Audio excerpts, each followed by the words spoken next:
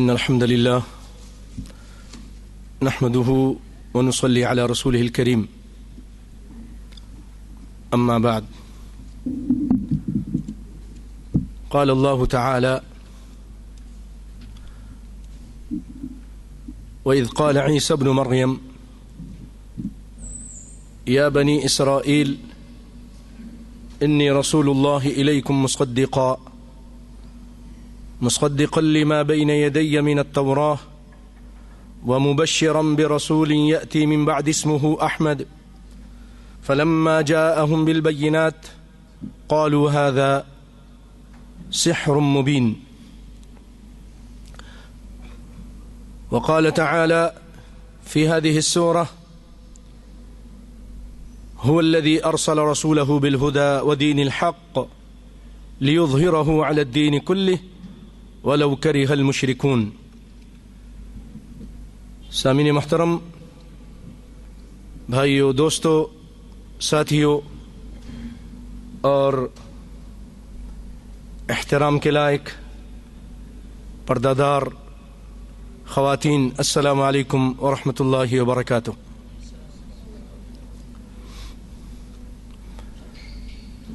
آج اللہ نے چاہا اس کے فضل و کرم سے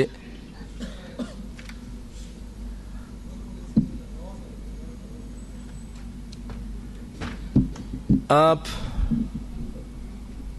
مغرب کا اسلام کے خلاف جو تعصب ہے وہ تاریخ کے دریچوں سے ملاحظہ فرمائیں گے اور اسلام کی حقانیت اور اس کے مقابلے میں زمین پر پائے جانے والی جتنے دین ہیں ان کی کیا حیثیت ہے یہ بھی ملاحظہ کریں گے دلائل کی روشنی میں، اور پھر آخر میں اللہ نے چاہا تو لوگوں کے واقعات، قصے، سچے قصے جو اسلام کی حقانیت، اس کے دلائل کو دیکھ کر متاثر ہوئے اور انہوں نے اسلام کو قبول کیا۔ عظیم الشان قصے انشاءاللہ العزیز، ایمان کو گرمانے والے، ایمان زیادہ کرنے والے انشاءاللہ العزیز یہ باتیں آپ سماعت کریں گے۔ پہلے قرآن پاک کی یہ آیت جو سورۃ صف میں ہے، جس میں اللہ رب العالمین عیسیٰ علیہ الصلاۃ والسلام کی بات نقل کرتا ہے کہ عیسیٰ علیہ السلام نے بنی اسرائیل سے کہا کہ میں اللہ کا رسول ہوں تمہاری طرف، اور میں اپنے سے پہلے جو باتیں تھیں، تورات مجھ سے پہلے موسیٰ علیہ السلام پہ نازل ہوئی، میں اس کی تصدیق کرنے والا ہوں، اور آئندہ آنے والے ایک رسول احمد صلی اللہ علیہ وسلم ان کی بشارت دینے والا ہوں، ان کا نام احمد ہے۔ اور بھائیو، یہ بات عیسائیوں کی کتاب میں آج بھی موجود ہے، اللہ کے فضل و کرم سے قرآن کہہ رہا ہے، اور قرآن سچی کتاب ہے۔ دوسری آیت جو آپ کے سامنے، پہلی آیت کا ہی ترجمہ پورا کرتا ہوں۔ جب اللہ فرماتے ہیں کہ جب وہ محمد صلی اللہ علیہ وسلم دلائل کے ساتھ آ گئے تو لوگوں نے کہا ھذا سحر مبین، یہ تو کھلا جادو ہے، یہ تو کھلا جادو ہے، ماننے کی بجائے جادو کا بہانہ کر کے آپ کا رد کیا۔ اور دوسری آیت اسی سورت کی آیت نمبر 9، اس میں اللہ رب العالمین فرماتے ہیں: وہ ذات جس نے اپنے رسول کو بھیجا ہے ہدایت دے کر اور حق دے کر، ہدایت دے کر اور حق دے کر، لیظہرہ علی الدین کلہ، تاکہ وہ سارے دینوں پر غالب آ جائے۔ دنیا کے سارے دینوں پر اسلام غالب ہے، ہر وقت غالب ہے۔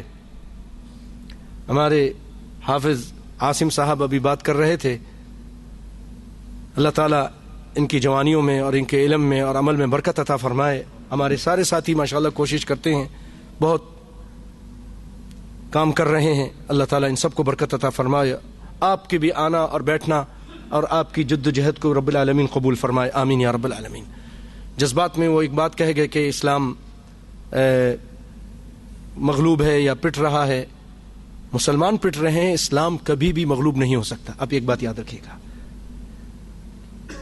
چاہے مسلمان کتنے کمزور ہو جائیں، کتنے بے عمل ہو جائیں، اسلام اپنے دلائل کے لحاظ سے ہر وقت غالب ہے. یاد رکھیے گا، کوئی مائی کلال دنیا کے کتنا بڑا اسکالر ہو، جب اسلام کے مقابلے میں بات کے لیے آتا ہے، دلائل سے جب بات کی جاتی ہے تو اس کے پاس دلائل ختم ہو جاتے ہیں. ایسے ایسے ٹھوس باتیں ہیں جس کا ان کے پاس جواب نہیں ہے. اللہ کے فضل و کرم سے اسلام اس لیے ہر وقت غالب ہے. ہاں، ہمارے بد عملیوں کی وجہ سے مسلمان مغلوب ہو جاتے ہیں، پٹتے ہیں، ہماری بد اعمالیوں کی وجہ سے، لیکن اسلام ہر وقت غالب ہے. جیسا کہ اللہ نے فرمایا لِيُظْهِرَهُ عَلَى الدِّينِ كُلِّهِ وَلَوْ كَرِهَ الْمُشْرِكُونَ، چاہے مشرک اس کو برا جانے. بھائیو، اور بھی بہت ساری پیاری پیاری آیتیں اس وقت ذہن میں آ رہی ہیں، لیکن ٹائم کی قلت کے پیش نظر میں اپنے موضوع کو فوراً شروع کرتا ہوں، تاکہ اللہ کے فضل و کرم سے اور اس کی مہربانی سے بات مکمل ہو. اور رب العالمین سے میری یہ دعا ہے، آپ لوگ آمین کہیے، کہ رب العالمین اس باتوں کو جو آپ کے سامنے آج یہاں بیان کر رہے ہیں، رب العالمین اس کو صدقہ جاریہ بنا دے. آمین. اور لوگوں کی ہدایت کا سبب بنا دے. آمین یا رب العالمین.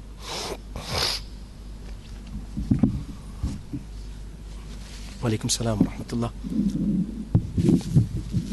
اسلام کی حقانیت سارے مذہبوں پر اور اہل مغرب کا تعصب. ستمبر 2005 ڈنمارک کے اخبار یولانڈ پوسٹن کے کارٹون بنانے والے نے آزادی اظہار کے نام پر پہلی مرتبہ رسول اللہ صلی اللہ علیہ وسلم کے بارے میں خاکے بنائے جو گستاخی پر اور توہین رسالت پر مبنی تھے، جس کے بعد Norway, France, Germany, Italy, Holland, برتغال، اسپین، سوئٹزرلینڈ کے اخباروں نے بھی یہ کارٹون شائع کیے اور مسلمانوں کے زخموں پر نمک پاشی کی. اور امریکہ اور مغربی ممالک کی حکومتوں اور دانشوروں اور ذرائع ابلاغ نے بھی آزادی اظہار کے نام پر توہین رسالت کے ان کارٹونوں کو اخبارات میں تحفظ کیا. ان کے اخباروں نے اس کا تحفظ کیا، جس کی وجہ سے مسلمانوں نے شدید رد عمل کا اظہار کیا. لیکن 2005 کے بعد 2008 میں فروری، ڈنمارک کا یہی کارٹون بنانے والا، اس کو کچھ لوگوں نے جب قتل کرنے کی کوشش کی اور وہ گرفتار ہوئے 3 مسلمان، تو ڈنمارک کے 17 اخبارات نے ایک ہی روز تمام کارٹون کو دوبارہ شائع کیا. دوبارہ ایک نبی کی گستاخی کرتے ہوئے دوبارہ شائع کیا. حالانکہ ایک بات بتا دوں آپ کو، برطانیہ کے اندر قانون ہے، عیسیٰ علیہ الصلاۃ والسلام کی گستاخی جو کرے گا اس کو موت کی سزا ہے. برطانیہ کے اندر. تو جب وہ اپنے نبی کی گستاخی کو موت کی سزا دے سکتے ہیں، تو پھر ایک دوسرا نبی جس کی نشانیاں عیسیٰ علیہ السلام کی لائی ہوئی کتاب میں مل رہی ہیں، تو اس کے لیے، اس کی گستاخی کرنے والے کے لیے موت کی سزا کیوں نہیں ہے؟ اور اس کے خلاف یہ گستاخیاں کیوں ہو رہی ہیں؟ تو یہ دوبارہ شائع کیا انہوں نے.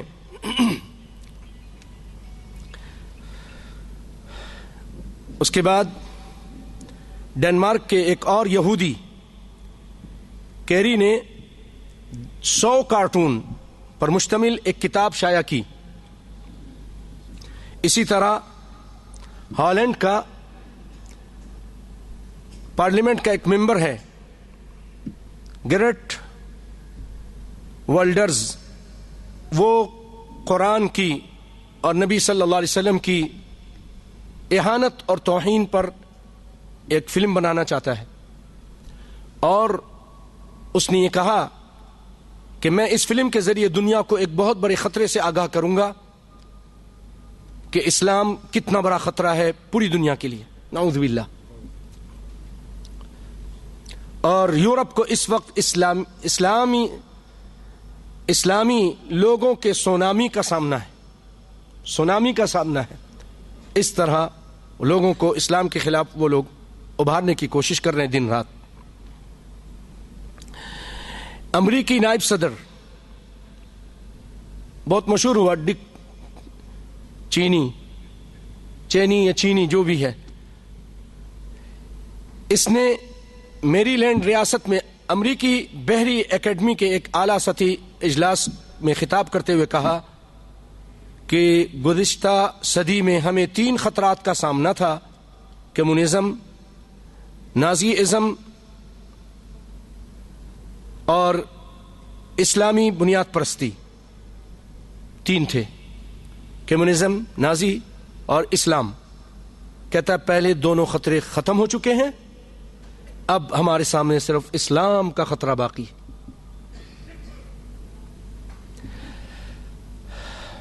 2007 میں اسلام کے خلاف پروپیگنڈا کرنے کے لیے امریکی یونیورسٹی میں باعث 26 اکتوبر ایک ہفتہ منایا گیا، جس میں اسلام فاشٹ آگے ہی منایا گیا، جس میں انہوں نے امریکیوں کو مسلمانوں سے نہ صرف خوفزدہ کیا بلکہ ان سے نفرت بھی پیدا کی اور اس پر اکسایا کہ اسلام فاشٹ ہے اور اسلام انسانوں کا دشمن ہے، اور اس پر انہوں نے اسلام دشمن تنظیموں نے، توجہ دیجئے، $1.5 کروڑ چندہ اکٹھا کیا اسی پروپیگنڈا کے لیے۔ اور مسلمانوں کے ازلی دشمن برطانیہ نے ہندو نژاد برطانوی شہری سلمان رشدی کو سر کا خطاب دیا، محض اس لیے کہ اس نے شیطانی آیات نامی کتاب لکھ کر توہین رسالت کی اور اس کا ارتکاب کیا۔ ساری دنیا کے مسلمانوں کو ان کے جذبات کو ٹھیس پہنچایا، لیکن برطانیہ نے اس کو سر کا خطاب دیا، اور جب مسلمانوں نے احتجاج کیا تو اس نے کہا میں یہ سر کا جو خطاب دیا ہے واپس نہیں لوں گا، معذرت بھی نہیں کروں گا۔ یورپی ممالک میں، یورپ میں کپڑوں، جوتوں اور کھلونوں کی کھیلنے والی جو اشیاء ہیں اس پر، اور دیگر روزمرہ کی جو استعمال کی چیزیں ہیں اس پر کلمہ طیبہ، اللہ، محمد صلی اللہ علیہ وسلم کے الفاظ لکھ کر توہین رسالت، توہین اسلام، توہین قرآن، توہین لا الہ الا اللہ کرنے کی کوشش ناپاک جسارت یہ کرتے ہیں، اور اس کو آزادی اظہار کا، آزادی کا نام دیتے ہیں۔ دن رات یہ اس طرح کرتے ہیں۔ ایک سوال ہے کہ مغرب یہ تنگ نظر اور متعصبانہ دل آزاریاں یہ جو کر رہے ہیں، اس میں ہمیں کون سا طرز عمل اختیار کرنا چاہیے، اور ہمیں رسول اللہ صلی اللہ علیہ وسلم کی عزت و ناموس کا دفاع کس طرح کرنا چاہیے۔ لیکن اس سوال کے جواب تلاش کرنے سے پہلے میں اس کا جواب آخر میں دوں گا کیا کرنا چاہیے، لیکن اس سے پہلے ہمیں دنیا کے اہم مذاہب پر جو رائج ہیں ایک مختصر سا جائزہ لینے کی ضرورت ہے۔ اس کے بعد ہم پھر بآسانی سمجھ جائیں گے کہ دنیا والے اسلام کے کیوں مخالف ہیں۔ تقابل ادیان بہت ضروری ہے۔ آئیے سب سے پہلے مجوسی مذہب، اب دیکھیے، سنتے جائیے، دیکھیے کہ کتنی وسعت ہے ان کے اندر اور کتنی گہرائی ہے۔ مجوسیت، مجوسی مذہب کے بانی زرتشت ایران کے شہر رے میں پیدا ہوئے. والد کا نام پودا شاہ سب اور والدہ کا نام دیودھا تھا. ان کا زمانہ پیدائش کا بعض کے نزدیک 258 قبل مسیح 258 قبل مسیح اور بعض کے نزدیک 588 قبل مسیح اور بعض کے نزدیک 600.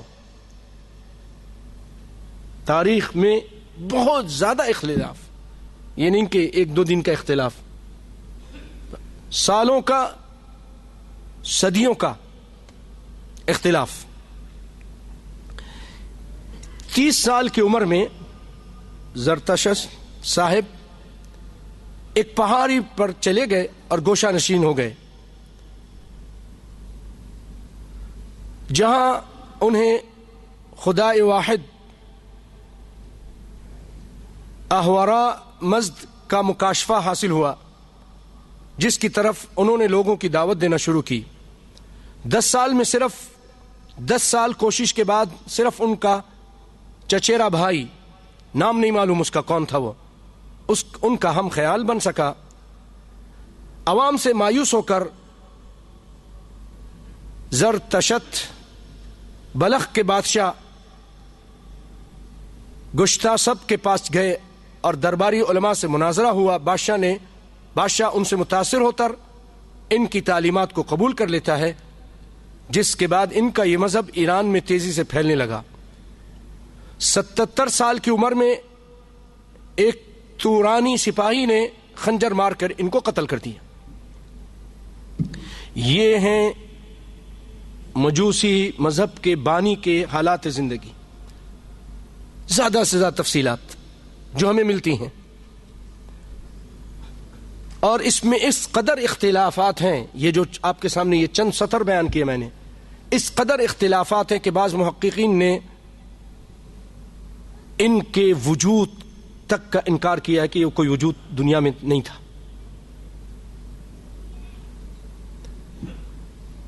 مجوسی مذہب کے مقدس کتاب کا نام اوستا ہے، جو 72 گاتھوں یعنی گیتوں پر مشتمل ہے.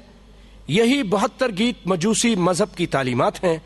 اوستا میں دی گئی تعلیمات زرتشت کی ہیں یا ان کے مصنف کوئی اور ہے، اس کے بارے میں محققین میں شدید اختلاف پایا جاتا ہے. کہا جاتا ہے کہ زرتشت کی موت کے 250 سال بعد سکندر اعظم نے ایران پہ جب حملہ کیا تو ساری کتاب خانے جب اس نے جلائے تو مجوسی مذہب کی کتابیں بھی اس نے جلا ڈالیں، اور مجوسی علماء بھاگ کر پہاڑوں میں چلے گئے، غاروں میں چھپ گئے. جب امن میسر آیا تو یہ واپس آ کر اپنے حافظے سے انہوں نے اوستا مرتب کی، دوبارہ ساری کتابیں جل گئی تھیں، اب اپنے ذہن سے مرتب کی ہیں، صحیح ہیں غلط ہیں. ہندو مت اس اعتبار سے بڑا عجیب و غریب مذہب ہے کہ اس کے بارے میں آج تک کسی کو نہیں معلوم ہو سکا کہ اس کا اولین دائی کون تھا. اس کا اولین دائی ہندو مت کون تھا؟ نبی تھا یا غیر نبی؟ اس کا زمانہ کون سا تھا؟ اس مذہب کے اصل بنیاد کی کتاب کون سی ہے؟ اس کی تفصیل کے لیے ملاحظہ ہو محمد صلی اللہ علیہ وسلم ہندو کتابوں میں ابن اکبر اعظمی یعنی مولانا صفی الرحمن مبارک پوری کی کتاب ہے. ہندوؤں کی مذہبی کتاب کا نام وید ہے، جو 4 حصوں پر مشتمل ہے. ایک رگ وید، ایک یجر وید، نمبر 3 سام وید، نمبر 4 اتھرو وید. مہا بھارت شانتی پروشلوک کی روایت کے مطابق دواسر جنات کا بادشاہ وید کو چرا کر لے گیا. ان کی اپنی روایت کے مطابق جنات کا بادشاہ دواسر وید کو اس کتاب کو چرا کر لے گیا. آسمان سے 7 رشی بزرگ نازل ہوئے اور وید کو پھر واپس لایا اور دوبارہ جاری کیا. یہ ہندو مذہب ہے. اس روایت کی وجہ سے ہندو محققین خود وید کو الہامی کتاب نہیں سمجھتے ہیں.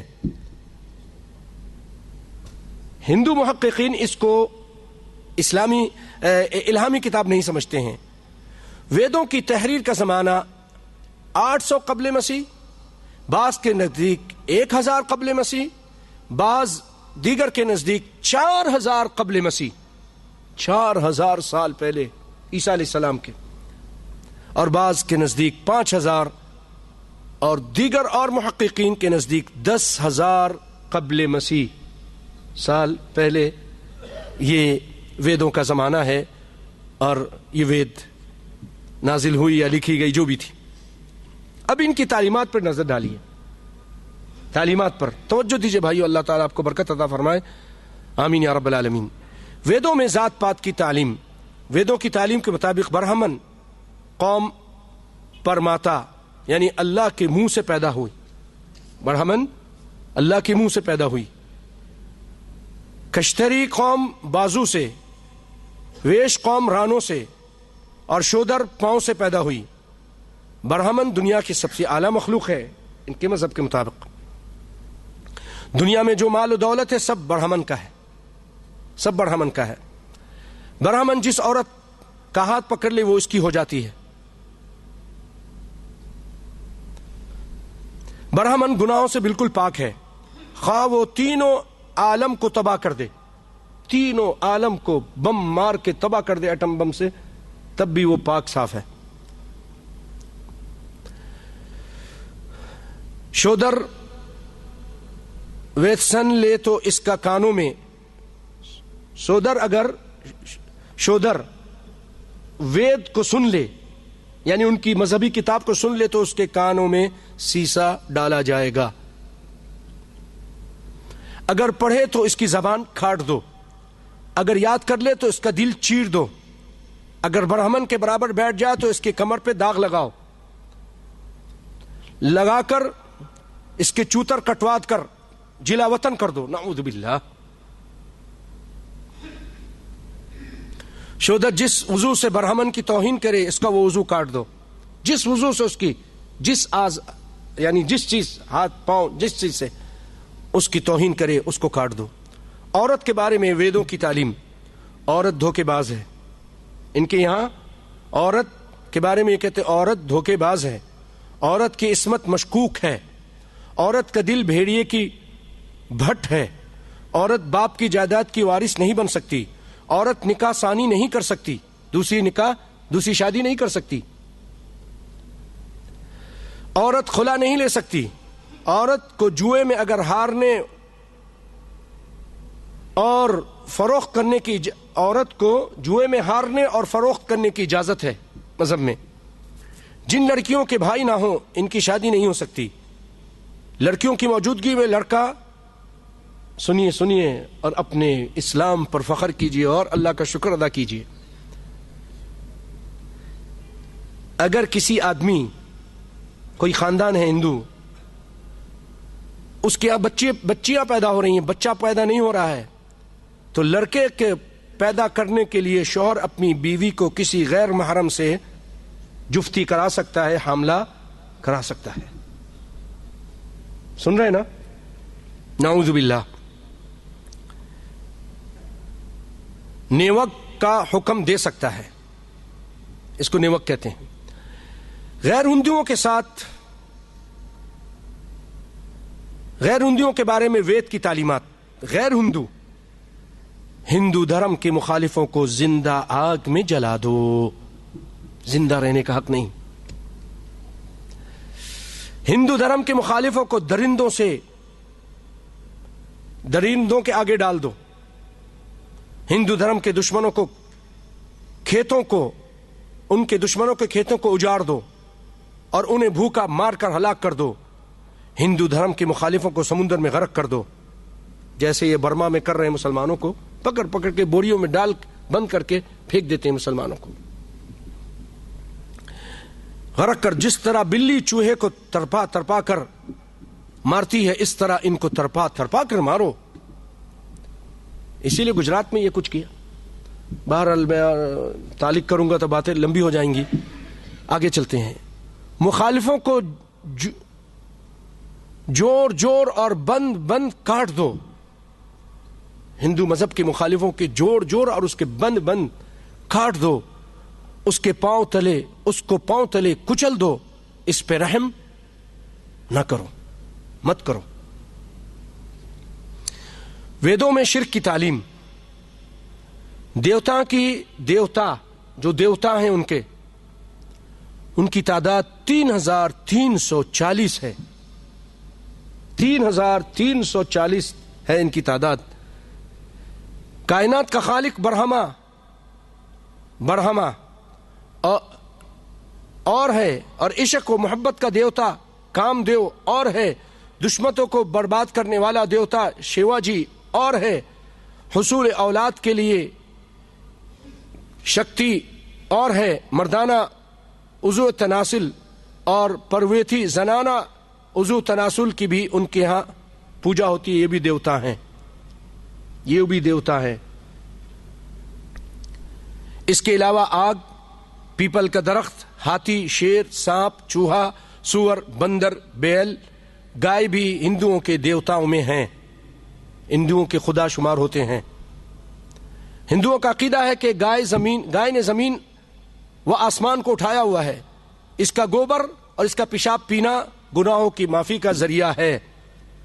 اس کی تفصیل کے لیے ملاحظہ ہو مذاہب عالم کا تقابلی جائزہ، چودھری غلام رسول ایم اے.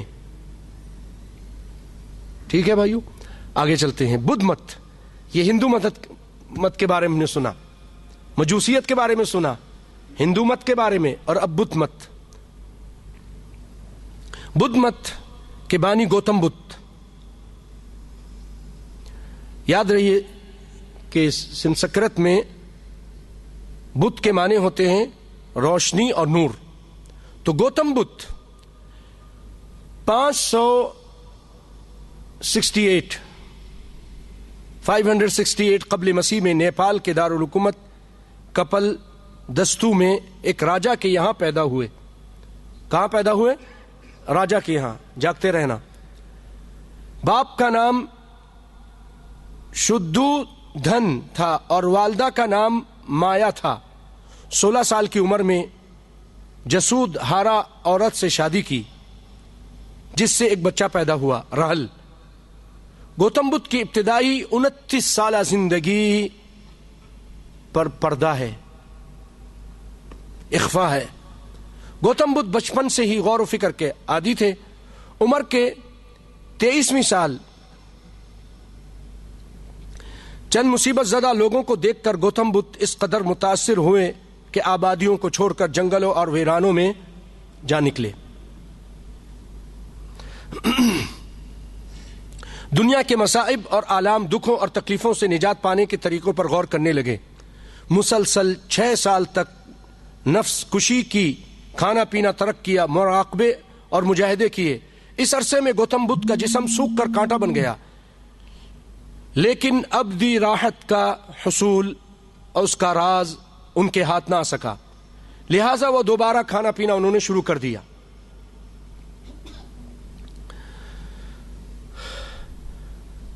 اور ایک روز گوتم بدھ پیپل کے درخت کے نیچے مراقبہ کر رہے تھے کہ انہیں اچانک نرواں یعنی نجات کا راز عطا کیا گیا، جس کے بعد گوتم بدھ کو ابدی راحت کا حصول کا طریقہ معلوم ہو گیا اور گوتم بدھ نے دوبارہ شہروں کا رخ کیا. لوگوں کو ابدی راحت حاصل کرنے کے لیے سنہری اصول بتائے، واعظ و نصیحت کی. گوتم بدھ کی دعوت واعظ و نصیحت کا عرصہ 40 سال پر محیط ہے، لیکن تعجب کی بات ہے کہ ان 40 سالوں کی کوئی مستند تفصیل تاریخ میں محفوظ نہیں ہے. زندگی کے آخری ایام میں گوتم بدھ نے اپنے مریدوں یعنی بھکشوؤں کو تجہیز و تکفین کے مسائل بتائے اور نصیحت کی کہ میرے مرنے کے بعد میرے مشن اور تعلیم کو عام کرنا.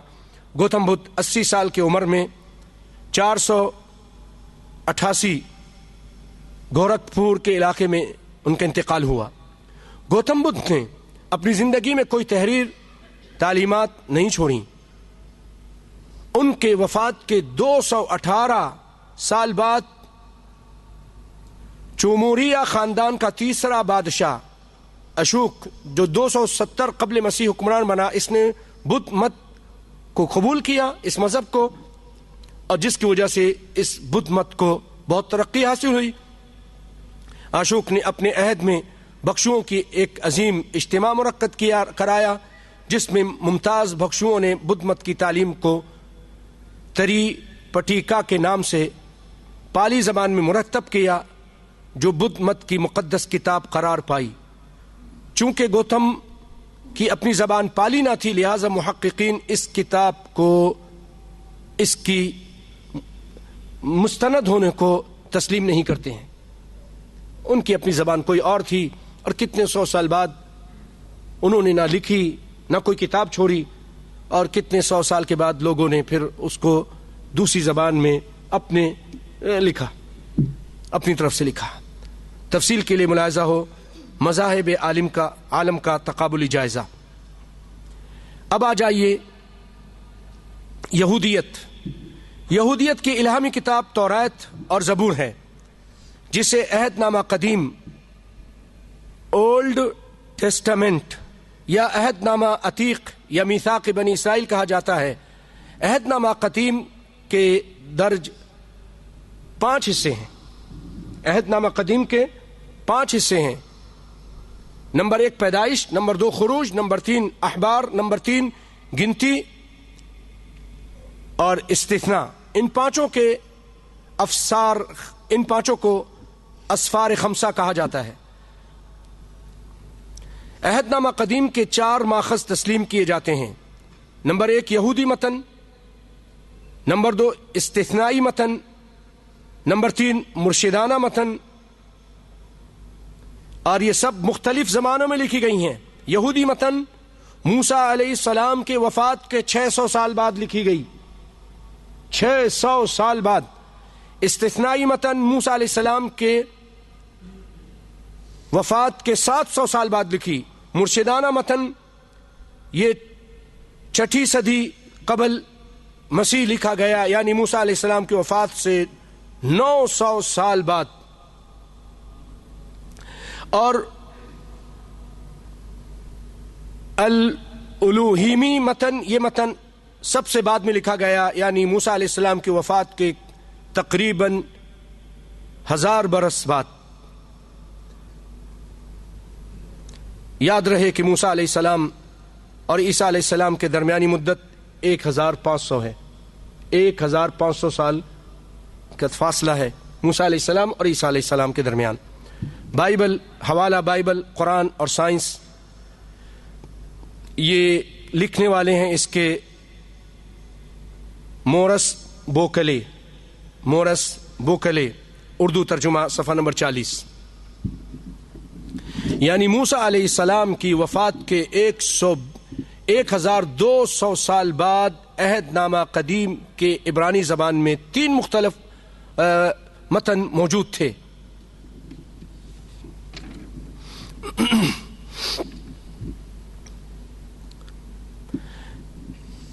بائبل اور قرآن اور سائنس کے مؤلف مورس بوکلے کی تحقیق کے مطابق 3 صدی قبل مسیح،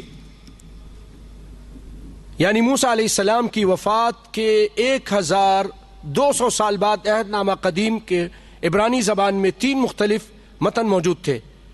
پہلی صدی قبل مسیح یعنی موسیٰ علیہ السلام کی وفات کے 1400 سال بعد یہ رجحان پیدا ہوا کہ عہد نامہ قدیم کے لیے ایک ہی متن مقرر کیا جائے. لیکن موسیٰ علیہ السلام کی عیسیٰ علیہ السلام کی پیدائش کے 1 صدی بعد، یعنی موسیٰ علیہ السلام کی وفات کے 1600 سال بعد بھی یہ امر ممکن نہ ہو سکا کہ کسی ایک متن پر اتفاق کیا جائے.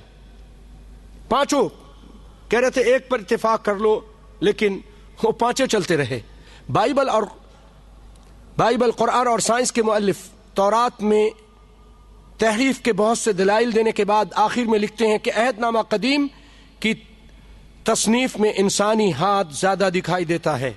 عہد نامہ قدیم اس میں انسانی ہاتھ دکھائی دیتا ہے. کون کہہ رہا ہے؟ مورس بوکلے انہی کا.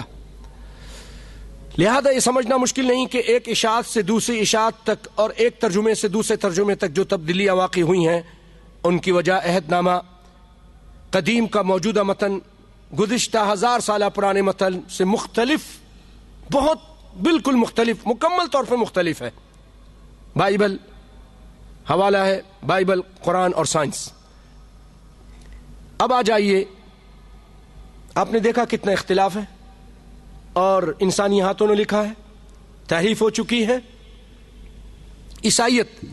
عیسائیوں کی الہامی کتاب کا نام انجیل ہے، جسے نیو ٹیسٹمنٹ بھی کہا جاتا ہے. عہد نامہ قدیم اور عہد نامہ جدید دونوں ملا کر بائبل بنتی ہے. تورات انجیل ملائے تو بائبل، اولڈ اور نیو دونوں کو ملاتے ہیں. تو اب بند کر دیں ہے نا. اور یہ بات تمام عیسائی علماء کے نزدیک متفق علیہ ہے کہ سیدنا عیسیٰ علیہ السلام اپنے پیچھے کوئی کتاب لکھی ہوئی نہیں چھوڑی. اور یہ بات بھی عیسائی محققین کے نزدیک مسلمہ ہے کہ عیسیٰ علیہ السلام کی وفات کے 140 سال بعد تک انجیل کا کوئی نسخہ دنیا میں موجود نہیں تھا. 140 سال بعد. سیدنا عیسیٰ کی وفات کے کم و بیش 200 سال بعد عیسائی جب مختلف فرقوں میں بٹے تو ہر فرقے نے اپنی اپنی مقدس کتابیں تصنیف کی. چنانچہ 325 عیسوی میں سیدنا عیسیٰ علیہ السلام کی وفات کے 325 سال بعد قسطنطین اعظم نے 300 پادریوں کو ان کی کونسل بنائی اور اسے انجیل تلاش کرنے کا حکم دیا. کونسل نے مہیا کیے گئے انجیل کے تمام نسخوں کو ایک ڈھیر کی شکل میں میز کے نیچے رکھ دیا اور خداوند سے درخواست کی. خداوند کہتے ہیں نا، خداوند سے درخواست کی کہ ان میں سے جو الہامی کتاب کے نسخے ہوں وہ پھلانگ کر میز سے نیچے سے اوپر آ جائیں. یہ انہوں نے حق تلاش کرنے کا ایک طریقہ اپنے لیے اپنایا. پھلانگ کر میز کے اوپر آ جائیں اور جعلی نسخے وہیں پڑے رہیں. چنانچہ ایسا ہی ہوا. 4 نسخوں کے علاوہ باقی تمام نسخے جعلی قرار دے دیے گئے اور جلا ڈالے گئے. وہی 4 اناجیل مستند قرار پائیں. وہی کتاب مذاہب عالم کا تقابلی جائزہ حوالہ.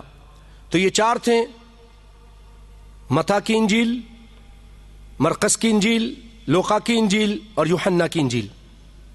ان 4 انجیلوں کے مصنفین میں کسی ایک نے بھی اس بات کی ضرورت محسوس نہیں کی کہ وہ اپنی درج کردہ معلومات کا حوالہ دے. جیسے ہمارے یہاں حدیث کا حوالہ ہے، ہر حدیث کا حوالہ راویوں کے ساتھ اوپر تک ہے. قرآن کی آیتوں کا حوالہ موجود ہے، ہر آیتوں پر 10 راوی اللہ کے فضل و کرم سے صحابہ کرام اور یہ ملے، تب جا کر زید بن حارثہ نے لکھا اور نبی صلی اللہ علیہ وسلم کے زمانے میں لکھنا شروع کیا گیا. احادیث بھی لکھی گئیں آپ کے زمانے میں اور قرآن بھی لکھا گیا. اللہ اکبر. یہ خاص اللہ کا فضل و کرم اس اسلام پر. کوئی سند نہیں بیان کی انہوں نے. اور یہ معلومات عیسیٰ علیہ السلام سے کن واسطوں سے پہنچی ہیں خود یہودی اور عیسائی محققین کے نزدیک اناجیل کی تحریر کی کوئی تاریخی اور استنادی حیثیت نہیں. چنانچہ بائبل، قرآن اور سائنس کے مصنف مورس بوکلے کہتے ہیں کہ جب ایک مغرب کا آدمی کہہ رہا ہے کہ جب ہم انجیل کا مطالعہ کرتے ہیں تو ہمیں ذرا بھی اس بات کا یقین نہیں ہوتا کہ ہم واقعی مسیح علیہ السلام کے الفاظ پڑھ رہے ہیں. یقین ہی نہیں ہوتا. اور مورس بوکلے کے اس دعوے کی تصدیق خود انجیل کے بعض آیتوں سے بھی ہوتی ہے. مثلا مثال کے طور پر سنیے، عیسیٰ علیہ السلام نے فرمایا مجھ سے پہلے جتنے انبیاء آئے وہ سب چور اور راہزن تھے. نعوذ باللہ ایسا ہو سکتا ہے نبیوں کے بارے میں عیسیٰ علیہ السلام ایسا کہیں؟ حوالہ ہے یوحنا کی انجیل باب نمبر 10. نمبر 2، عیسیٰ علیہ السلام کے پاس ایک کنعانی عورت مانگنے کے لیے آئی تو سیدنا عیسیٰ علیہ السلام نے اس سے کہا میں بچوں کی روٹی کتوں کے سامنے نہیں پھینک سکتا. مرقس کی انجیل باب نمبر 7 آیت نمبر 27 اور 28. روٹی بھی فقیر کو کہہ رہے ہیں کہ میں کتوں کے آگے نہیں پھینک سکتا. ایک نبی کی بات ہو سکتی ہے یہ؟ سوچیے آپ. وہ خود کہتا ہے، عیسائی مورس بوکلے کہتا ہے کہ یہ باتیں پڑھ کر ہمیں یقین نہیں آتا کہ یہ ان کے الفاظ ہیں. آپ کو بھی نہیں آئے گا، ایک عام آدمی کو بھی نہیں آئے گا. نمبر 3 کہ عیسیٰ علیہ السلام فرماتے ہیں یہ نہ سمجھو کہ میں زمین پر صلح کرانے آیا ہوں. صلح کرانے نہیں بلکہ تلوار چلانے آیا ہوں. متی کی انجیل باب نمبر 10 آیت نمبر 34. نمبر 4، جس کے پاس تلوار نہ ہو وہ اپنی پوشاک بیچ کر تلوار خریدے. آج ہمیں کہتے ہیں کہ تلوار کے ذریعے اسلام. اب دیکھو آپ کی انجیل کیا کہہ رہی، تشدد کون سکھا رہا ہے؟ جس کے پاس تلوار نہ ہو اپنی پوشاک بیچ کر تلوار خریدے. لوقا کی انجیل باب نمبر 22 آیت نمبر 36. نمبر 5، سیدنا عیسیٰ علیہ السلام نے یہودیوں کو ان الفاظ میں مخاطب فرمایا اے ریاکار فقیہو، اے فریسیوں، تم انبیاء کے قافلوں کی اولاد ہو. اے سانپو، اے افعا کے بچوں، افعا بھی سانپ کو بولتے ہیں، تم جہنم کی سزا سے کیوں کر بچو گے؟ یہ الفاظ ادا کر رہے ہیں عیسیٰ علیہ السلام. بتائیے ایک نبی اس طرح کہے گا؟ متی کی انجیل باب نمبر 33 آیت نمبر 29 اور 33. نوح علیہ السلام کے بارے میں انجیل میں لکھا شراب کے نشے میں اپنے گھر ننگے ہو گئے. نعوذ باللہ. شراب کے نشے میں نوح علیہ السلام اپنے گھر میں ننگے ہو گئے. پیدائش باب نمبر 9 آیت نمبر 20 اور 21. یعقوب علیہ السلام کے چوتھے بیٹے یہودا نے اپنی بہو سے بدکاری کر کے اولاد پیدا کی. نعوذ باللہ. بتاؤ یہ نبیوں کی بات ہو سکتی ہے؟ پیدائش باب 38. ہارون علیہ السلام نے سونے کا بت بچڑے کی شکل میں بنا کر اس کی پوجا پاٹ کرائی اور شرک جیسے گھناؤنے جرم کا مرتکب ہوئے. باب خروج باب نمبر 32 آیت نمبر 1 سے 6. 9ویں مثال، اپنی ماں کے کہنے پر یعقوب علیہ السلام نے دغا بازی سے کام لیا. فریب، جھوٹ اور مکاری کے ساتھ اپنے ضعیف العمر باپ اسحاق علیہ السلام کو دھوکہ دے کر اپنے بڑے بھائی عیسو کی برکت چھین لی. پیدائش. اب آپ عیسیٰ علیہ السلام کے حالات زندگی کی طرف آئیے. اناجیل 4 کے مطابق سیدنا عیسیٰ علیہ السلام فلسطین کے شہر ناصرہ میں پیدا ہوئے. والد کا نام یوسف اور والدہ کا نام مریم. نعوذ باللہ. ایک بات صحیح ہے، ایک بالکل غلط ہے. ان کا کوئی دنیا میں باپ نہیں،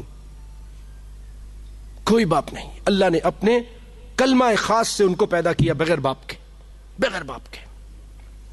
اور یہ کہتے ہیں کہ یوسف نامی ایک آدمی وہ ان کا باپ تھا. متی کی انجیل باب نمبر 1 آیت نمبر 16. 8ویں روز ختنہ کیا گیا. جب آپ 12 سال کے ہوئے تو والدین یروشلم آپ کو لے گئے. سیدنا عیسیٰ کی زندگی کے ابتدائی 30 سال گوشہ ظلمت میں ہیں. کوئی نہیں جانتا کہ عیسیٰ علیہ السلام نے اپنی زندگی کے پہلے 30 سال کہاں اور کیسے گزارے. کچھ معلومات نہیں ہے. حوالہ تاریخ کلیسا از موسیم بحوالے مذاہب عالم کا تقابلی جائزہ، صفحہ نمبر 420۔ 30 سال کے بعد سیدنا عیسیٰ علیہ السلام کو سیدنا یحییٰ علیہ السلام نے بپتسمہ، یہ پانی ہوتا ہے ایک، وہ مبارک پانی کہتے ہیں، وہ دیا، جس کے بعد ان کی پیغمبری کا آغاز ہوا۔ ان کی کتاب کے حوالے سے سیدنا عیسیٰ علیہ السلام نے شہر شہر گاؤں گاؤں جا کر لوگوں کو دعوت دی۔ یہودی علماء آپ کے مخالف ہو گئے اور الزام لگایا کہ عیسیٰ علیہ السلام اپنے آپ کو خدا کا بیٹا کہلاتا ہے، اور یہ الزام بھی لگایا کہ عیسیٰ علیہ السلام داؤد کے تخت کا وارث ہونے کا دعوے دار ہے، اور رومی حکومت کے اندر ایک ایسی حکومت قائم کرنا چاہتا ہے جو رومی حکومت کے تخت کو الٹ دے۔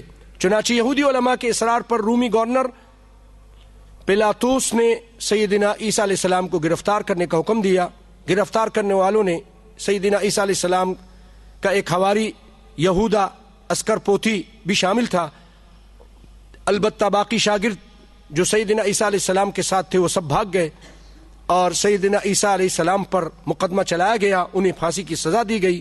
اس وقت سیدنا عیسیٰ علیہ السلام کی عمر 33 سال تھی۔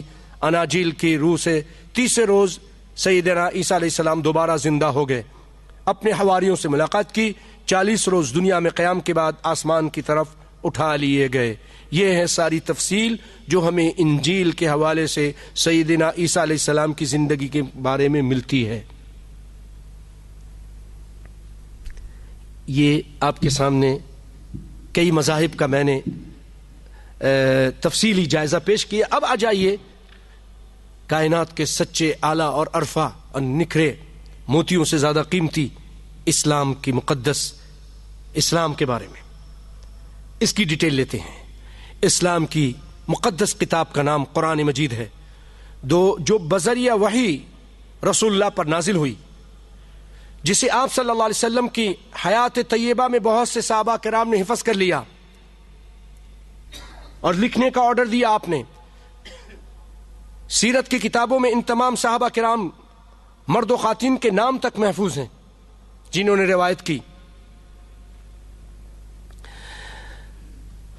نزول وحی کے ساتھ ساتھ آپ نے اس کتاب کا بھی اس کی کتابت کا اہتمام بھی فرما دیا۔ یوں آپ کے حیات طیبہ میں ہی قرآن پاک تحریری شکل میں محفوظ ہو گیا۔ اللہ اکبر، اللہ اکبر، آپ کی زندگی میں قرآن پاک محفوظ ہو گیا۔ جن صحابہ کے پاس تحریری شکل میں قرآن پاک موجود تھا، کتب سیر میں ان کے نام بھی محفوظ ہیں، فلاں صورت فلاں آیت فلاں کے پاس تھی، وہ لے کر آئے۔ عہد صدیقے میں صحابہ کرام نے غور و خوض کے بعد تمام قرآن مجید کو یکجا کرنے کے لیے ایک کمیٹی بنائی، جس نے انتہائی کڑی شرائط کے ساتھ قرآن مجید کو یکجا کیا۔ عہد عثمانی میں تمام صحیفوں کو جمع کر کے ایک طرح کے طرز تحریر میں لایا، کیونکہ عربی زبان میں مختلف لہجے تھے اور وہ بھی آج تک محفوظ ہیں۔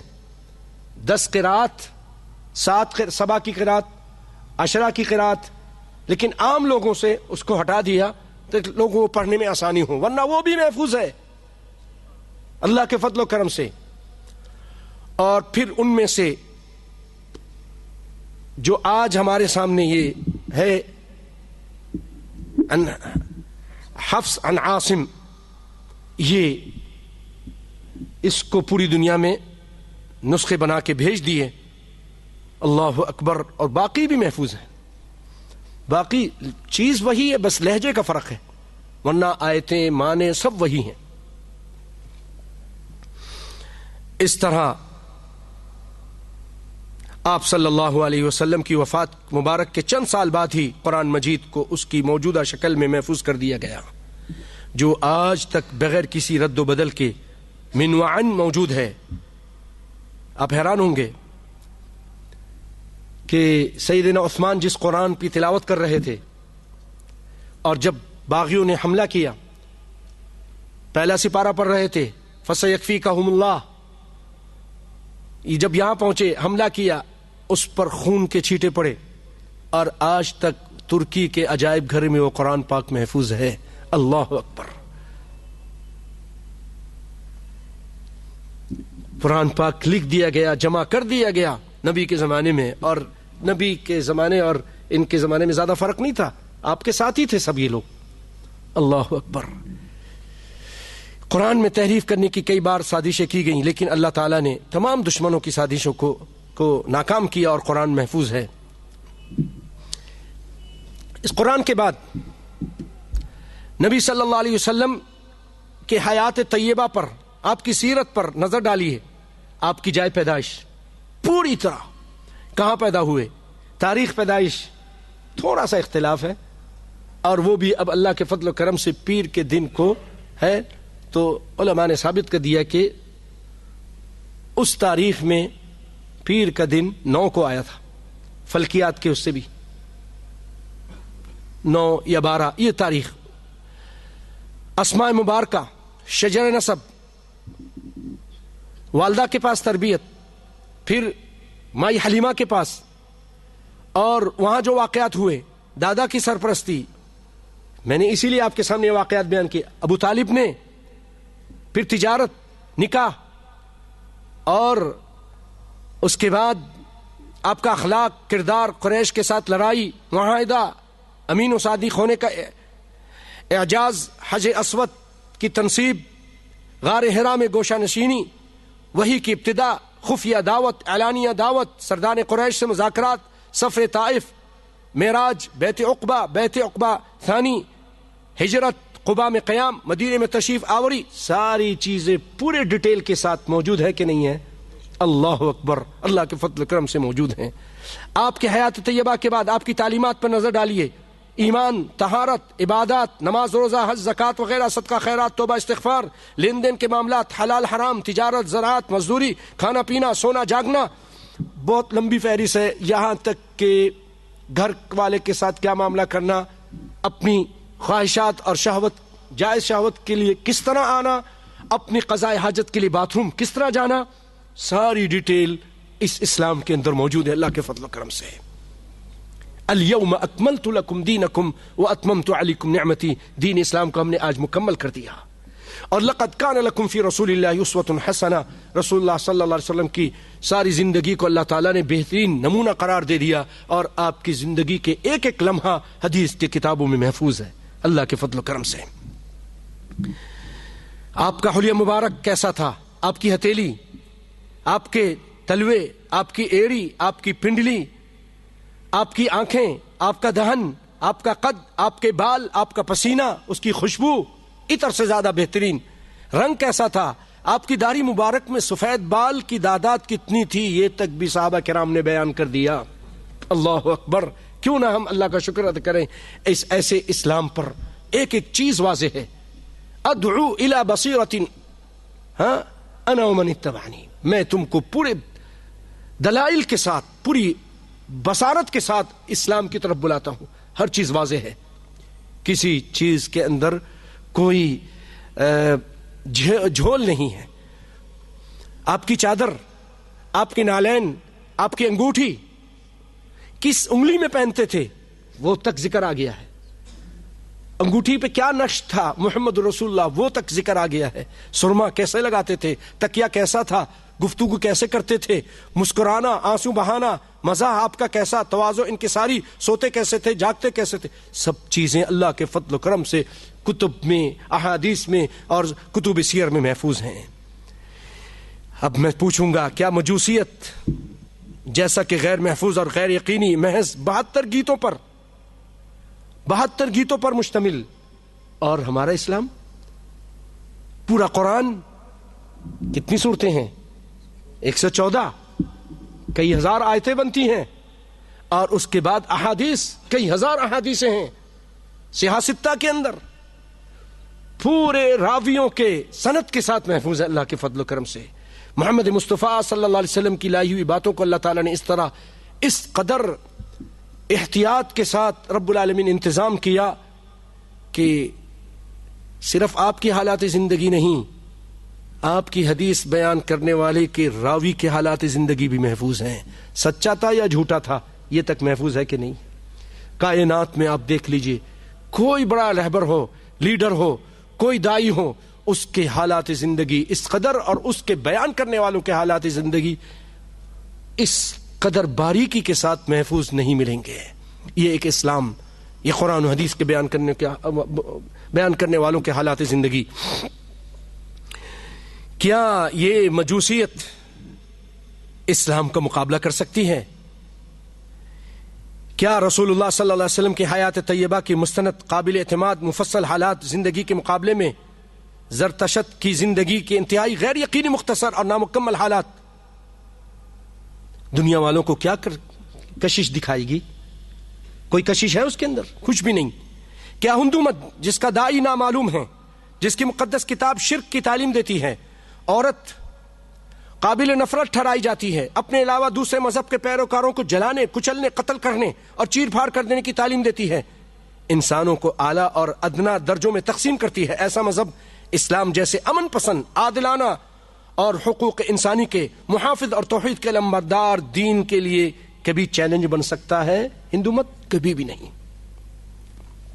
کیا بدھ مت جس کے دائی کی 80 سالہ زندگی میں 70 سال پوشیدہ ہیں، جس کی دائی کی موت کے 200 سال بعد اس کی شاگردوں نے اس کی باتیں مرتب کی، کیا ایسا مذہب اسلام کے لیے چیلنج بن سکتا ہے؟ کیا یہودیت جس کی مقدس کتاب توریت کی صحت خود یہودی محققین کی نظر میں مشکوک ہے، جس کے دائی کی سیرت ایک پہلو یعنی باطل سے ٹکرانے کے علاوہ باقی تمام پہلو دنیا والوں کی نگاہوں سے اوجھل ہیں، کیا اسلام کا یہ مقابلہ کر سکتی ہے؟ کیا عیسائیت جس کی الہامی کتاب انجیل خود عیسائی محققین کے نزدیک مبہم، ناقابل فہم، متضاد، نامعقول عبارتوں سے بھری پڑی ہے، جسے پڑھ کر اور پڑھنے کے بعد قاری انتشار، اضطراب، پریشانی کا شکار ہو جاتا ہے، جس کے دائی کے 30 سالہ زندگی میں سے 27 سال دنیا والوں کے نظروں سے اوجھل ہیں، مخفی ہیں، پوشیدہ ہیں؟ کیا وہ مذہب اپنے اندر ایسے دین کے لیے چیلنج بننے کا دم خم رکھتا ہے جس کی مقدس کتاب قرآن مجید، جس کی صحت گزشتہ 14 صدیوں سے وہ قرآن چیلنج کر رہا ہے، اعلان کر رہا ہے کہ کوئی اگر ہے تو اس جیسا ایک آیت ہی بنا کر لے آئے، فَأْتُوا بِسُورَةٍ، ایک سورت بنا کر لے آؤ، اگر تمہارے اندر دم خم ہے تو جاؤ، قُلْ إِنِ اجْتَمَعَتِ الْإِنسُ وَالْجِنُّ عَلَىٰ أَن يَأْتُوا بِمِثْلِ هَذَا الْقُرْآنِ، ایک قرآن بنا کر لے آؤ، ایک 10 صورتیں بنا کر لاؤ، پھر اللہ نے کہا جاؤ ایک ہی صورت بنا کے لے آؤ۔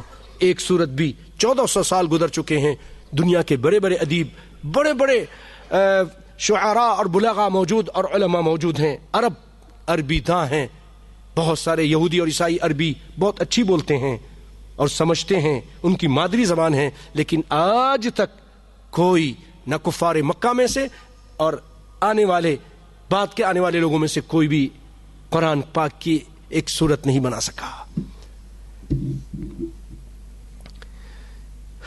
تو آخر میں بھائیو، ان تمام سوالوں کا جواب یہی ہے، ہرگز نہیں کہ کوئی بھی مذہب اسلام کی حقانیت کا مقابلہ کسی صورت میں نہیں کر سکتا ہے۔ آئیے میں آپ کے سامنے اللہ کے فضل و کرم سے چند ولولہ انگیز، ایمان آفروز واقعات سناتا ہوں، ان کی تحقیق سناتا ہوں، پہلے وہ عیسائی تھے یا یہودی تھے یا کچھ اور تھے، پھر اسلام کا مطالعہ کیا تو کس طرح ہوئے مسلمان۔ بہت ساری کتابیں ہیں، بہت ساری باتیں ہیں، لیکن یہاں جو ہم نے آپ کے سامنے پیش کرنا ہے وہ تحقیق کی روح سے پیش کرنا ہے۔ انگلینڈ کے ڈاکٹر، اسلامی نام ان کا خالد شیلڈرک، جب دائرہ اسلام میں داخل ہوئے تو اپنے زندگی کے حالات بیان کرتے ہیں کہ میں برطانوی والدین کے گھر پیدا ہوا اور پروٹسٹنٹ چرچ سے وابستہ تھا۔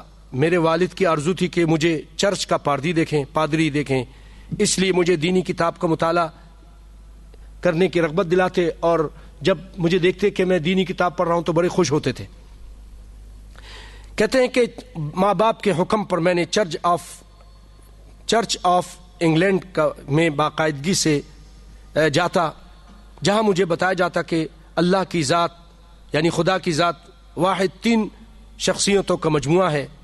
یہ ایک ایسا عقیدہ ہے جسے عقل قبول نہیں کرتی تھی، بچے کی عقل قبول نہیں کرتی تھی. بھلا یہ کیسے ہو سکتا ہے کہ باپ اور بیٹا ہر زمانے میں ساتھ ساتھ موجود ہوں؟ یہ کیسے ہو سکتا ہے؟ باپ اور بیٹا اور بیوی ہر زمانے میں ساتھ ساتھ موجود ہوں. جس زمانے میں باپ کا وجود فرض کیا جائے اس زمانے میں بیٹے کا وجود بھی ہو، یہ ایک ناقابل فہم ہے، عقیدہ ہے. چرچ میں مجھے یہ تعلیم بھی دی گئی کہ میرے والدین میری پیدائش کے خاطر گناہ کا مرتکب ہوئے ہیں، گناہ کیا ہے مجھے پیدا کر کے. یہ خالد صاحب کہہ رہے ہیں مجھے چرچ نے بتایا کہ ہر بچہ جو پیدا ہوتا ہے ماں باپ ایک گناہ کرتے ہیں تب یہ بچہ پیدا ہوتا ہے. اعوذ باللہ نعوذ باللہ. اور میں بھی فطرتاً گناہگار ہی پیدا ہوا ہوں. مجھے اس تعلیم میں خالق کی حقیقی تدبیروں کی تحقیر اور توہین محسوس ہوئی کہ اللہ تعالیٰ نے یہ کیا نظام بنایا کہ ہر آدمی گناہگار پیدا ہوا. اللہ اکبر. نبی صلی اللہ علیہ وسلم کیا فرماتے ہیں؟ کل مولود یولد علی الفطرۃ، ہر بچہ فطرت پر، پاکی پر پیدا ہوتا ہے. اللہ اکبر. ماں باپ اس کو یا تو کافر بناتے ہیں، یہودی بناتے ہیں، عیسائی بناتے ہیں یا مسلمان بناتے ہیں. اس کو تحقیر محسوس ہوئی. ان الجھنوں سے مجھے دیگر مذاہب کے جب یہ الجھن میرے ذہن میں پیدا ہوئے، عیسائی کہہ رہا ہے، تو مجھے شوق ہوا کہ میں اور مذہبوں کا مطالعہ کروں. چنانچہ میں نے یہودیت، ہندو مت، بدھ مت کا مطالعہ کیا. یہی چیز پائی جاتی ہیں. تقابل ادیان کے لیے مجھے اسلام کا مطالعہ بھی کرنا پڑا، اور مجھے یہ سمجھنے میں زیادہ دیر نہ لگی کہ در حقیقت اسلامی دین فطرت ہے. یہ نہ تو دین اسلام بت مت کی طرح نرا خشک فلسفہ ہے کہ انسان کشکول ہاتھ میں لے کر بخشوؤں کی طرح در بدر بھیک مانگتا پھرے. نہ ہی اسلام عیسائیت کی طرح یسوع کی خاطر، یسوع کی طرح زندگی بھر دشت اور صحرا میں پھرتا رہے، بلکہ اسلام ایک ایسا مذہب ہے جو انسان کو عزت اور وقار کے ساتھ زندگی گزارنے کی راہ دکھاتا ہے. مبارک ہو آپ کو. زندگی وقار کے ساتھ گزارو، پاک زندگی گزارو، حلال کھاؤ، حلال طریقے سے کماؤ. ہمیں یسوع کی طرح زندگی کا بھی کوئی حال معلوم نہیں کہ ہم ان سے کوئی رہنمائی حاصل کر سکیں، جبکہ سیدنا محمد صلی اللہ علیہ وسلم کی زندگی کے ایک ایک دن کا حال ہم پر منکشف ہے. لہٰذا مجھے مسلمان ہونے پر کبھی افسوس نہیں ہوا، اور نہ میں اللہ اس کے رسول کا دین پکڑنے میں شرمندہ ہوں. میں شرمندہ نہیں ہوں. یعنی حوالہ ہم کیوں مسلمان ہوئے،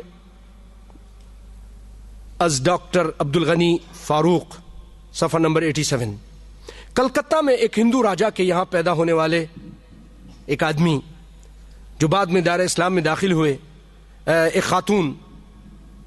خاتون جاوید بانو، نام کیا ہے ان کا؟ جاوید بانو. تحقیق کی انہوں نے مذہب کے بارے میں. اپنے تجربات بیان کرتے ہوئے کہتی ہیں کہ سب سے پہلے میں نے بدھ مت کا مطالعہ کیا لیکن اطمینان نہ حاصل ہوا. پھر عیسائیت کا مطالعہ کیا.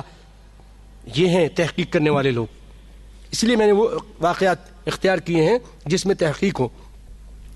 میں نے عیسائیت کا مطالعہ کیا، اس پر بھی مایوس ہوئی. پھر میں نے دوبارہ ہندو مت کی طرف رجوع کر لیا، لیکن ویدوں کی تعلیم انسان کی عملی زندگی سے دور کا بھی واسطہ نہیں تھا. جب میں نے اسلام کا مطالعہ کیا تو میں بہت خوش ہوئی. میری روح، ہندو عورت کہہ رہی ہے، میری روح مطمئن ہو گئی. آج ہماری بہنیں اسلام سے متنفر، اسلام سے بغاوت، پردے سے بغاوت، دین سے بغاوت، شوہرداری رکھ لے تو اس کے دشمن.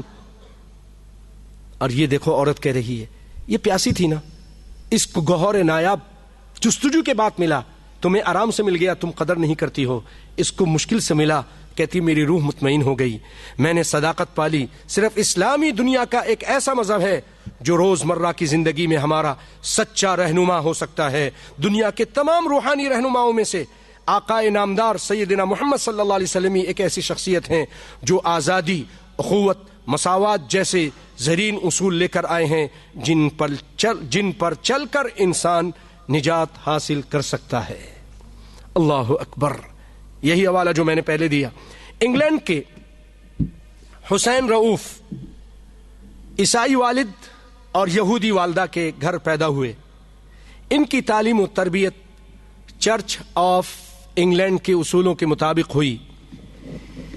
دین اسلام سے مشرف ہونے کے بعد اپنے ماضی کے واقعات یوں بیان کرتے ہیں کہ میں نے چرچ آف انگلینڈ کے عقائد اور طریق عبادت کو قریب سے دیکھا. میں نے وہاں پرسراریت کا غلبہ پایا، انسانی وقار اور احترام کو توہمات کے تلے کراتے ہوئے دیکھا. ایک طرف تو ان کے یہاں انسان پیدائشی گناہگار، جبکہ دوسری طرف پوپ اور اس کے حواری معصوم عن الخطا. پادری اور پوپ معصوم عن الخطا قرار پائے. میں نے یہودیت کی مذہبی رسومات کا بھی مغار مشاہدہ کیا، لیکن میرے ذہن نے دونوں کو قبول نہیں کیا. میں اکتا کر میں نے ہندو فلسفی کا مطالعہ کیا، مگر نتیجہ وہی دھاک کے تین پات. ان کے یہاں برہمن کو غیر معمولی تقدس حاصل، مگر اچھوت کو زندہ درگور کر دیا گیا. بدھ مت کا مطالعہ کیا تو محسوس ہوا کہ وہ ذات پات کے نظریے کے رد عمل سے بدھ ازم میں خالق کائنات کا کہیں تصور نہیں ملتا، محض ذاتی نجات کے خاطر غیر فطری تک و دق کی جاتی ہے. اس کے بعد میں نے اسلام کا مطالعہ کیا. میں نے قرآن مجید کا ترجمہ پڑھا تو محسوس ہوا کہ مجھے میری منزل مل گئی ہے. جب قرآن پڑھا تو میری منزل مجھے ملتی ہوئی نظر آئی. میں سال سے اسی گوہر کی متلاشی تھا، اور سن 1945 میں مجھے عید کے موقع پر شرکت کی دعوت دی گئی کہ آئیے اسلام لانے کے لیے آپ عیدگاہ میں تشریف لائیے. میں نے دیکھا کہ وہاں دنیا بھر سے مختلف رنگوں کے، زبانوں کے، تہذیبوں کے لوگ بھائیوں کی طرح یکجا ہیں. انگلینڈ میں اللہ اکبر، یہاں کسی کو کسی پر فوقیت نہیں. نہ کسی امیر میں دولت کا نشہ نظر آیا، نہ اس نخوت کا میں نے مشاہدہ کیا جو انگریز اپنے سیاہ فام پڑوسی سے عموماً روا رکھتے ہیں. ساری فضا توازن اور اعتدال کا حسین امتزاج تھی. میں نے دنیا بھر کے مذاہب کا مطالعہ کیا، لیکن کسی میں کشش نظر نہ آئی. مگر اسلام میں نے اس میں بہت تھوڑے عرصے میں مجھے اس نے اپنی طرف کھینچ لیا، اور میں مسلمانوں کی عظیم برادری کا رکن بن گیا. میں کیوں مسلمان ہوا؟ ڈاکٹر عبدالغنی فاروق صاحب کی کتاب کا حوالہ. اس کے بعد میوس بی جولی انگلینڈ کی عیسائی گھرانے میں پیدا ہوئیں. اسلام تک پہنچنے کے مراحل کا ذکر کرتے ہوئے بتاتی ہیں کہ میری تعلیم کا آغاز چرچ اسکول سے ہوا، جہاں مجھے عیسائی عقائد کی تعلیم دی گئی. عمر بڑھنے کے ساتھ ساتھ جب میں نے ان عقائد پر غور کرنا شروع کیا تو میرا اطمینان ختم ہو گیا، حتیٰ کہ میں دہریت کی طرف چلی گئی، لیکن سکون پھر بھی حاصل نہ ہوا. تب میں نے دیگر مذاہب کا مطالعہ کیا. سب سے پہلے بدھ مت کا مطالعہ کیا، لیکن بعض اچھی باتوں کے باوجود مجھے بدھ مت میں ضروری تفصیلات غیر معمولی قحط نظر آیا. لہٰذا میں نے ہندو مت کا مطالعہ کیا. ہندو مت کا مطالعہ کر کے میں بہت سٹ پٹائی کہ عیسائی تو صرف 3 خداؤں کے پجاری ہیں، یہاں تو ہزاروں خدا کل بلا رہے ہیں، اور ان کی کہانیاں اتنی مضحکہ خیز ہیں کہ پڑھتے ہوئے بھی گھن آتی ہے. کس کی؟ ایک عورت کے الفاظ، میوس بی جولی، گھن آتے ہیں. تب میں نے یہودیت کا مطالعہ کیا. مجھے اندازہ ہوا کہ میرے معیار کے مطابق ایک مذہب کو جیسا ہونا چاہیے، یہودیت اس کے برعکس ہے. پھر میں نے قرآن کا مطالعہ کیا. مجھے محسوس ہوا کہ قرآن مجید روح پر اثر انداز ہو رہا ہے. راتوں پر راتیں بیت گئیں، میں نے قرآن کو نہ چھوڑا. آہستہ آہستہ میرے اندر اسلام کی مخالفت کا جذبہ دم توڑ گیا، اور میں تسلیم کیے بغیر نہ رہ سکی کہ انسانی زندگی میں مکمل انقلاب صرف محمد مصطفیٰ صلی اللہ علیہ وسلم کی لائی ہوئی شریعت سے ہی ہو سکتا ہے. 20ویں صدی کے تمام تر وسائل کے باوجود آج کی حکومتیں اس انقلاب کے گرد کو بھی نہیں پہنچ سکتی ہیں، بلکہ بے تہذیبی اور فکری اصطلاح کے لیے اسلام ہی کی مرہون منت ہیں. یوں اسلام کی صداقت کے قائل ہو گئی، اور آخر کار میں نے اسلام کو قبول کر لیا. بھائیو، اسی طرح بہت سارے اور قصے ہیں. ایک امریکی نو مسلم ابراہیم جیمیکا کہتے ہیں کہ روزانہ ان کے پاس جاتا اور ہفتے میں ایک مرتبہ اور ان سے پادری کے سامنے فادر سے اپنے گناہ بخشوا لیتا. ایک دن میرے ذہن میں خیال آیا کہ میرے گناہ تو پادری صاحب بخش دیتے ہیں، پادری کے گناہ کون بخشے گا؟ تو میں نے ایک دن پردے کے پیچھے سے پوچھا کہ فادر میں ایک سوال کرنا چاہتا ہوں.